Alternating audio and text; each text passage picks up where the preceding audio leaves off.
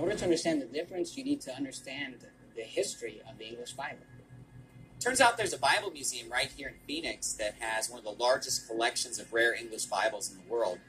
And the museum director, Joel Lamp, is going to let us actually look into these rare first editions of the Bibles leading up to the King James and the King James itself. He's going to explain to us the history of our King James Bible. He's going to take us all the way from Erasmus' Greek New Testament, the original Textus Receptus, and he's going to take us through the history of all these English Bibles all the way up to the King James Version. So let's start with Erasmus. What you see here on the table, Pastor, is, in a nutshell, the history of the King James Bible.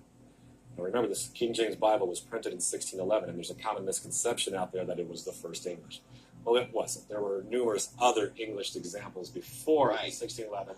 And what you see here starts with the original Greek, as you just said, Textus Receptus, done by Erasmus of Rotterdam.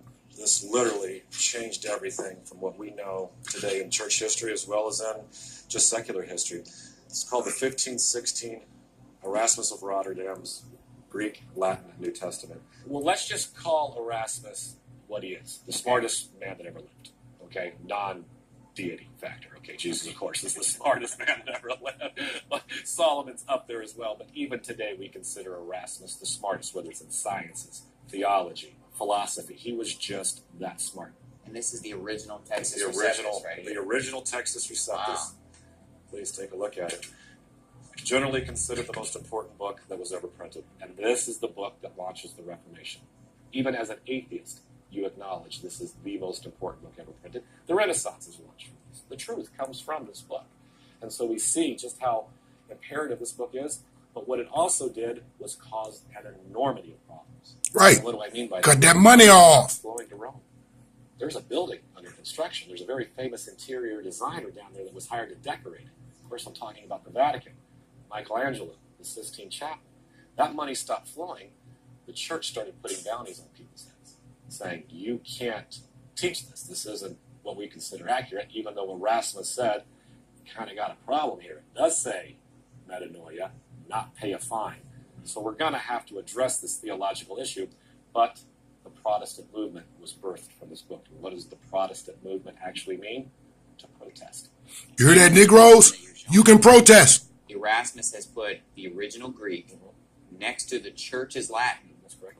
And it makes it very easy to see the contradiction between the two. Of course. Is that right? There's a contradiction between the church Latins. It changed everything. Because it showed what we were doing wrong. Showed what it should be. Right. But he didn't translate it to show what it should be until later. Okay. Okay, that wouldn't be until Right. 1319. So these are two contradictory things side by side. And all he's doing is just showing the evidence. The church's Latin corrupted version, and then the original Greek Textus Receptus, Which is also side by another side, corrupted just basically version. The Greek is another corrupted version. This is the bullet that basically effectively killed the church. Right. What you see here is what we know today as the first edition Coverdale Bible. What really it is, though, is the work of William Tyndale. Now, as we know, Tyndale is the inventor of the English we speak today. He's also the inventor of our very first English Bible translated from the original languages. Tyndale in England wanted to do the same thing Luther was doing in Germany. And he went underground, and with the aid of Luther's library, books like this here, and later editions of Erasmus's work, Tyndale would produce the very first New Testament. It becomes the most Damn. active. I'm trying to figure out how you improve on So the God. this thing, On God's word. So England was still Needs all these corrections. church at the time that Tyndale is producing his New Testament, 1526. and it is a book that's basically an assault on the established or Catholic Church of London at that time. This became a monumental achievement because Tyndale, in the last years of his life, spent most of his time translating from the Hebrew and the Greek to produce this book. The rest of the Old Testament, some of it, they weren't able to get done from the original Hebrew by the time this book came out. Well, no, because Tyndale was arrested in 1534. Right. He's held under house arrest for 500 days. Okay. And then on the morning of October 6, 1536, he's taken out and burned. But in that incarceration period, Miles Coverdale finished that which Tyndale had started. Gotcha. Now, what I love more than anything that we have in this room is this text here. This is the 1537, what we call the Matthews Bible. Now, what is this? It's nothing more than a completed this. Right. Now remember, when Tyndale dies, his last words, as you spoke so eloquently earlier, were, Lord, open the eyes of the King of England. Now what happened in that prayer? Tyndale could have said a million things.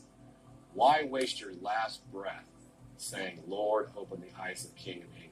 Tyndale knew that no matter how crazy Henry VIII was, and if he could get Henry VIII to break with the established Church of Rome, England would be won and protected. It's one thing to have a personal relationship with Jesus. It's another thing to have a personal relationship with Jesus with somebody wanting to wake up and kill you every morning. That was their mission. But finally, Henry VIII permitted the Bible to go free based on one thing, a divorce.